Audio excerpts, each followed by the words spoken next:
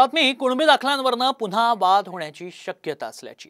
सोलापूर जिल्ह्यातल्या माळशिरसमध्ये bogus OBC दाखले रद्द करण्याची तहसीलदारांकडे तक्रार करण्यात आली आहे। सतीश कुलाल यांनी तहसीलदारांकडे लेखी तक्रार केली आहे। माहितीच्या अधिकारातून कुणबी दाखल्यांची माहिती मागवण्यात आली।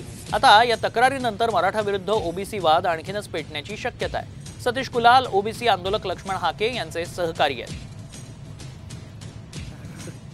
या उपोषणामध्ये प्रमुख मागणी अशी होती की जे कुणबीचे जे प्रमाणपत्र तहसील कार्यालयातून जे वितरित झालेले आहेत, मराठा कुणबी किंवा कुणबी मराठा असे जे जात प्रमाणपत्र वितरित झालेले आहे, त्या जात प्रमाणपत्राची चौकशी व्हावी आणि तसेच मुख्यमंत्री यांनी या जात प्रमाणपत्राची चौकशी करून बोगस दाखल्यावर कारवाई करण्याचे आदेश दिलेले आहेत।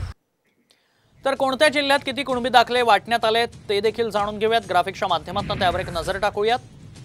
छत्रपती संभाजीनगरात 10,774, जालन्यात 10,014, परभणीमध्ये 9,374, हिंगोलीमध्ये 4,799, बीडमध्ये 90,946, नांदेडमध्ये 2,760, लातूरमध्ये 1,745,